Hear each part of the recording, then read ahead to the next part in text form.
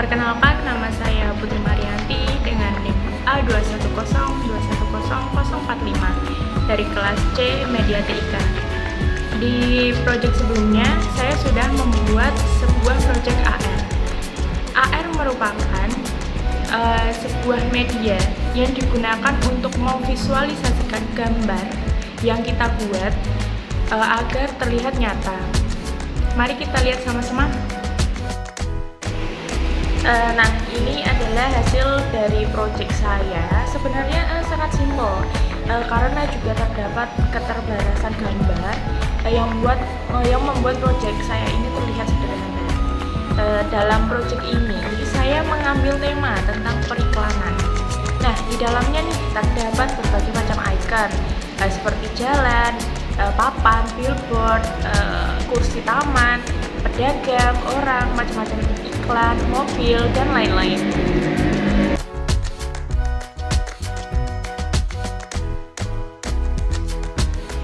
Oke, di slide pertama ada pengertian periklanan.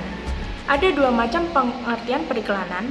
Yang pertama, periklanan adalah alat pemasaran yang digunakan untuk merek untuk mempromosikan produk atau layanan mereka kepada calon pengguna agar calon konsumen mengerti dan mengenal dengan produk yang kita pasarkan. Yang kedua, periklanan juga merupakan bentuk komunikasi non-pribadi berbayar yang ditransmisikan melalui berbagai media. Tujuannya adalah agar audiens untuk mengambil suatu tindakan sehubungan dengan produk, ide, atau jasa yang ditawarkan. Sehingga pengertian periklanan secara umum yaitu media pemasaran yang digunakan untuk mempromosikan produk kepada konsumen agar mereka tertarik dan membeli produk yang kita pasarkan. Oke, kita masuk ke slide 2. Ada karakteristik periklanan. Yang pertama, ada bentuk berbayar, yaitu periklanan mengharuskan pengiklan atau juga bisa disebut dengan sponsor untuk membuat pesan iklan, untuk membeli slot media iklan, dan untuk memantau upaya periklanan. Maksud atau inti dari bentuk berbayar ini adalah saat kita menggunakan iklan untuk media promosi, maka kita perlu untuk membayar papan billboard yang digunakan untuk memasang iklan kita. Yang kedua, ada alat untuk promosi, yaitu periklanan adalah elemen dari bauran promosi suatu perusahaan. Maksud dari alat untuk promosi yaitu iklan ini digunakan untuk promosi agar konsumen tertarik dan dapat membeli produk kita. Yang ketiga, ada komunikasi satu arah, yaitu periklanan adalah komunikasi satu arah di mana merek perusahaan berkomunikasi dengan pelanggan melalui media yang berbeda. Maksud dari kata-kata ini yaitu merek yang berkomunikasi dengan pelanggan melalui media yang berbeda. Jadi pelanggan tidak interaksi langsung dengan merek.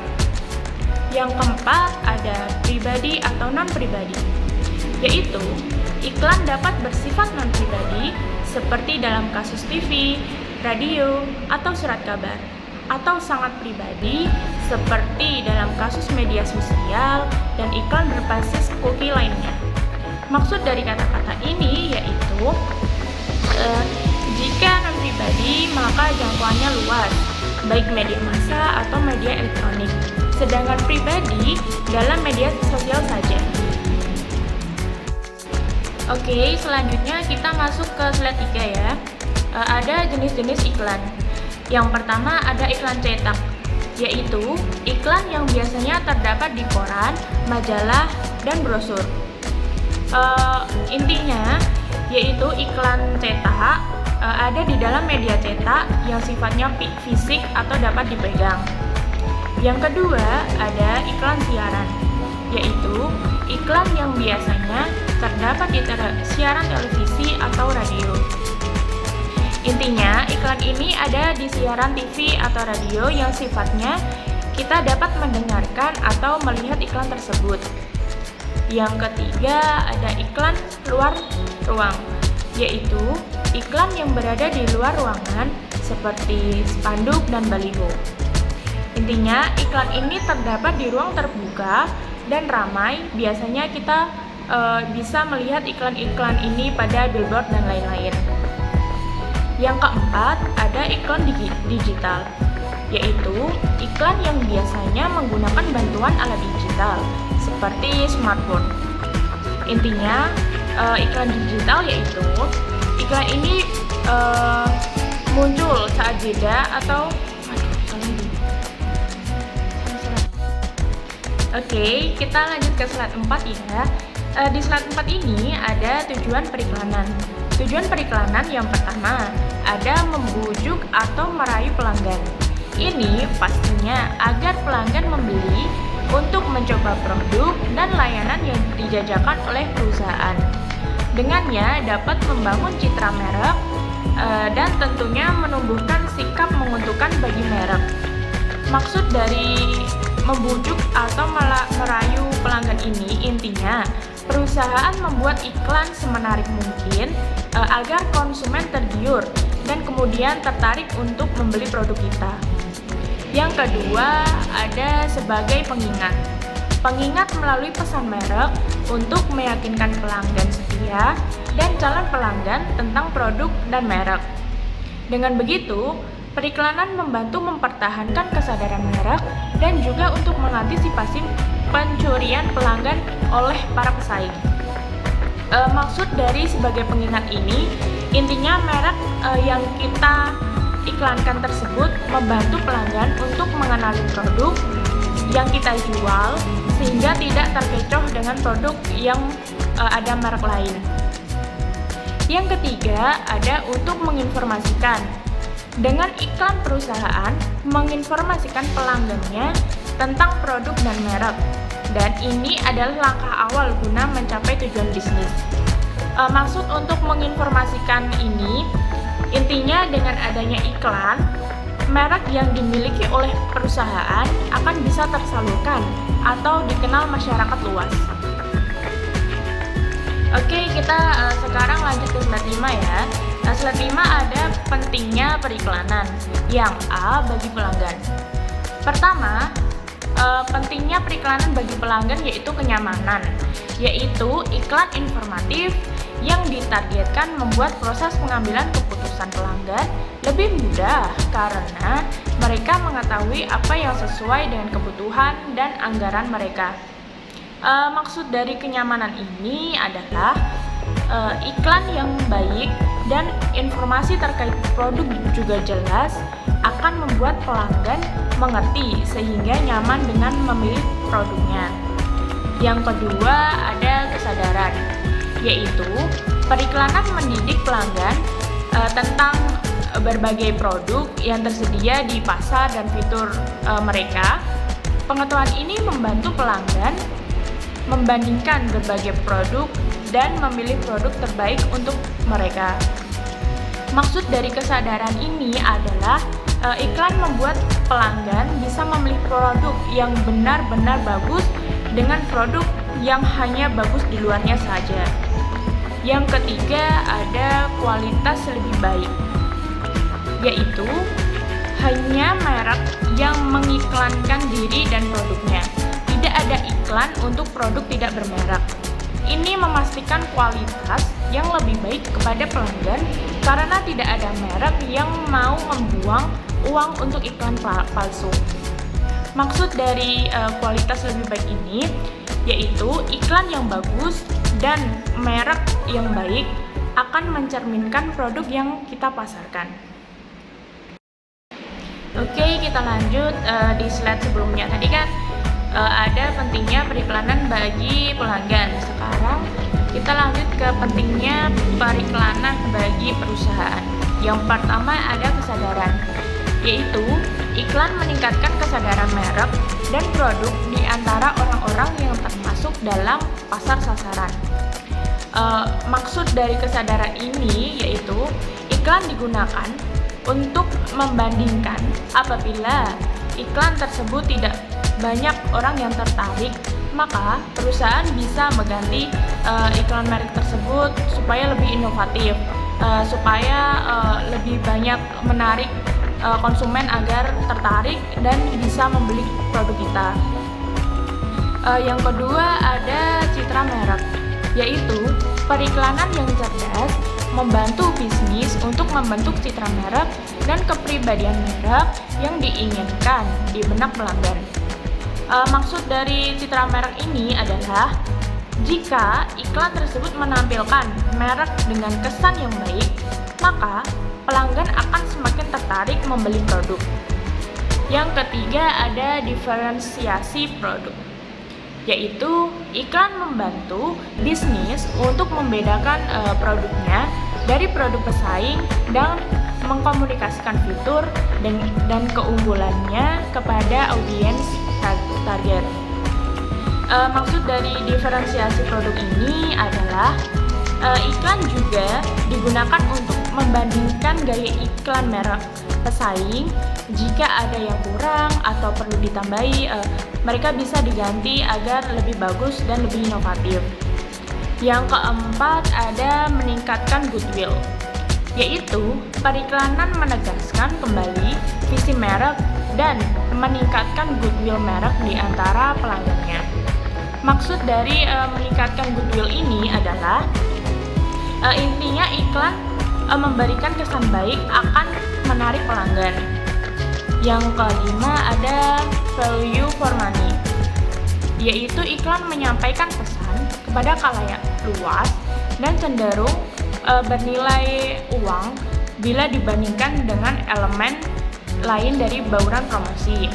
Maksud dari value for money ini adalah jika iklan tersebut sukses atau berjalan dengan lancar, maka akan mendapatkan pelanggan yang banyak, sehingga menguntungkan juga bagi perusahaan. Oke, kita lanjut ke slide 6 ya. Di slide 6 ada keuntungan periklanan. Keuntungan periklanan ada 5. Yang pertama ada mengurangi biaya per unit, yaitu daya tarik iklan yang luas meningkatkan permintaan akan produk yang menguntungkan organisasi karena memanfaatkan skala ekonomi. Maksud dari mengurangi biaya per unit ini adalah jika banyak pelanggan yang tertarik akan menutupi biaya kekurangan yang mungkin ada. Yang kedua ada membantu dalam membangun merek, yaitu iklan bekerja secara efektif dalam membangun merek yang mengiklankan lebih disukai daripada yang tidak. Maksud dari membantu dalam membangun merek ini adalah jika iklan baik juga didukung dengan merek yang baik, maka akan mengait para pelanggan sehingga merek tersebut juga lebih dikenal masyarakat. Yang ketiga ada membantu meluncurkan produk baru, yaitu meluncurkan produk baru itu mudah bila didukung dengan iklan. Maksud dari membantu meluncurkan produk baru itu adalah iklan membuat produk kita dikenal oleh masyarakat luas walaupun produk kita masih baru. Yang keempat ada meningkatkan kepercayaan pelanggan yang ada pada merek, yaitu iklan meningkatkan kepercayaan pelanggan yang ada pada merek karena mereka merasa bangga ketika mereka melihat iklan produk atau merek yang mereka gunakan. Maksud dari meningkatkan kepercayaan pelanggan yang ada pada merek ini adalah iklan mencerminkan merek dengan kesan yang bagus, membuat pelanggan percaya dengan produk yang dipilihnya. Yang kelima ada menarik pelanggan baru, yaitu iklan yang menarik membantu merek dalam mendapatkan pelanggan baru dan mengembangkan bisnisnya. Maksud dari menarik pelanggan baru ini yaitu dengan adanya iklan, konsumen yang awalnya tidak tahu dengan produk itu maka akan tahu dan penasaran sehingga tertarik untuk membeli produk yang kita tawarkan. Oke, kita lanjut ke slide 7 ya. Di slide 7 ini ada kerugian periklanan, Yang pertama ada meningkatkan biaya, yaitu pengeluaran untuk bisnis dan ditambahkan ke biaya produk. Biaya ini akhirnya ditanggung oleh konsumen akhir. Maksud dari meningkatkan biaya ini adalah iklan yang digunakan untuk mempromosikan produk itu juga menggunakan biaya, dari biaya pemasangan sampai biaya pengiklanan. Yang kedua, ada membingungkan pembeli, yaitu terlalu banyak iklan dengan klaim serupa seringkali membingungkan pembeli tentang apa yang harus dibeli dan haruskah ia membeli produk tersebut atau tidak. Maksud dari membingungkan pembeli ini, intinya terlalu banyak iklan membuat pembeli bingung harus membeli produk yang mana, karena semua iklan terlihat bagus. Yang ketiga ada terkadang menyesatkan, yaitu beberapa iklan menggunakan strategi cerdas untuk menyesatkan pelanggan. Yang keempat ada hanya untuk pembisnis besar. Periklanan adalah urusan yang mahal dan hanya bisnis besar yang mampu membelinya. Hal ini membuat usaha kecil keluar dari persaingan dengan usaha besar yang menikmati monopoli di pasar. Maksud dari hanya untuk bisnis besar ini adalah intinya perusahaan yang dapat mengiklankan produk, termasuk perusahaan yang mampu, sehingga usaha kecil sulit untuk menyainginya atau keluar dari pangsa pasar. Oke, kita lanjut lagi ke slide 8. Di slide 8 ini ada contoh-contoh iklan. Yang pertama, ada contoh iklan pada produk makanan. Iklan produk makanan merupakan cara atau strategi pemasaran produk makanan yang sangat efektif untuk Anda lakukan.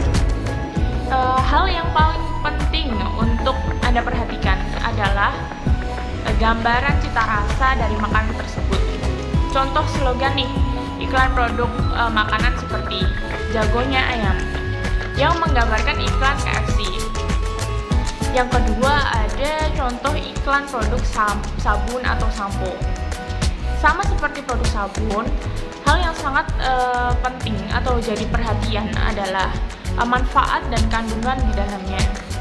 Perlu disebutkan juga apa yang jadi keunggulan produk sampo tersebut dibandingkan dengan sampo lainnya. Dan yang tidak kalah pentingnya yaitu slogan. Misalnya slogan pada sampo clear yang berbunyi ketombe siapa takut. Yang ketiga ada contoh iklan pada minuman. Seperti pada contoh minuman Sprite. Minuman berkarborasi ini seolah-olah membuat kita bisa merasakan kesegarannya, meskipun hanya dengan melihat gambarnya. Yang tak kalah menarik adalah slogan yang dipakai, yaitu nyatanya nyegerin. Ya, selanjutnya kita masuk ke slide 9, yaitu kendala periklanan. Di sini ada beberapa kendala. Yang pertama, iklan dibuat secara mendadak atau tergesa-gesa tanpa waktu yang cukup untuk melakukan riset dan perencanaan iklan. Yang kedua ada pembuatan, pemasangan, atau penayangan iklan ditujukan pada orang-orang yang salah. Oleh karena itu, salah satu tahap awal dalam membuat iklan adalah menentukan target pasar yang ingin dituju. Yang ketiga ada iklan dibuat tidak profesional, kurang jelas, berantakan, dan membingungkan. Agar dapat menyampaikan pesan, iklan harus dibuat secara jelas dan terarah agar mudah dimengerti target konsumen. Yang keempat ada tidak membuat produk atau jasa terlihat tidak menarik bagi konsumen. Bagi produk hebat dan berkualitas yang mengalami kegagalan karena iklan yang tidak ditampilkan tidak membuatnya menjadi atraktif. Yang kelima, ada iklan ditampilkan pada media yang salah. Ada beberapa pilihan media sebagai sarana memasang iklan, seperti surat kabar, internet, televisi, radio, brosur, papan baliho, dan sebagainya. Anda harus benar-benar cermat menentukan pilihan media yang paling baik dan sesuai dengan iklan Anda. Yang keenam, ada iklan hanya ditampilkan pada satu media saja. Jika Anda punya budget lebih nih, mengapa tidak Anda mencoba memasang iklan di beberapa media iklan?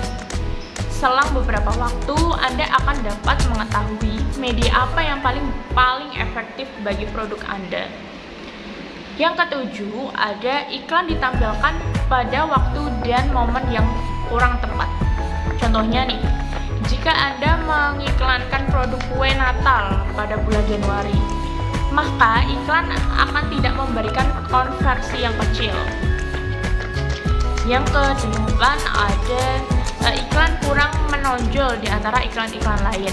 Iklan yang terlihat biasa-biasa saja dan tanpa memiliki sesuatu yang spesial akan membuat minat calon konsumen kurang greget atau kurang tertarik pada produk yang Anda tawarkan. Yang kesembilan, ada tidak memberikan alasan bagi konsumen untuk segera bertindak. Iklan harus dibuat provokatif agar calon konsumen menjadi persuasif. Namun, dilarang untuk berlebihan, apalagi memberikan informasi yang tidak sesuai dengan kenyataan atau menipu. Oke, kita lanjut ke slide terakhir nih. Ada sasaran periklanan. Di sini ada 5 sasaran periklanan. Yang pertama ada kesadaran, yaitu untuk meningkatkan pengenalan akan nama merek, konsep produk, di mana dan bagaimana membeli suatu produk tersebut. Yang kedua ada mengingatkan, yaitu untuk meningkatkan jumlah pembeli agar menggunakan produk dan meningkatkan persediaan produk. Yang ketiga ada mengubah sikap tentang penggunaan produk, yaitu untuk meningkatkan pemakaian dan menarik pemakaian atau konsumen baru. Yang keempat ada mengubah persepsi, yaitu pada pilihan merek akan berpengaruh penting terhadap ketertarikan konsumen pada produk yang kita tawarkan. Yang kelima ada mengukuhkan sikap, yaitu memberikan keyakinan kepada pelanggan bahwa merek tersebut benar-benar memberikan kepuasan tertinggi. Oke teman-teman, tadi kan udah ada beberapa materi dari saya nih, udah dijelasin juga. Sekarang aku ada berbagai macam kompilasi video tentang contoh-contoh periklanan yang ada di media massa atau media elektronik. Langsung saja kita lihat. Baru dari Burger King, Cheeseburger King Deal terbuat dari 100% daging sapi panggang. Dapatkan cheeseburger, fries, dan soft drink cuma Rp22.727. Burger King, your way. Cintai ususmu, minum Yakult tiap hari. Jadikan hidupmu hidup yang lebih sehat. Bakteri baik, kasih Shiroktasring, menekan bakteri jahat. Lebih dari 100 penyakit berasal dari usus. Yakult dengan LKC Shiroktasring dapat menekan pertumbuhan bakteri jahat. Cintai ususmu, minum Yakult tiap hari. 100% PD, efektif kalahkan ketombe basah dan gatal. Cowok beda, karena shampoo-nya beda. Beda kan gue. Move on ke Head & Shoulders. Move on.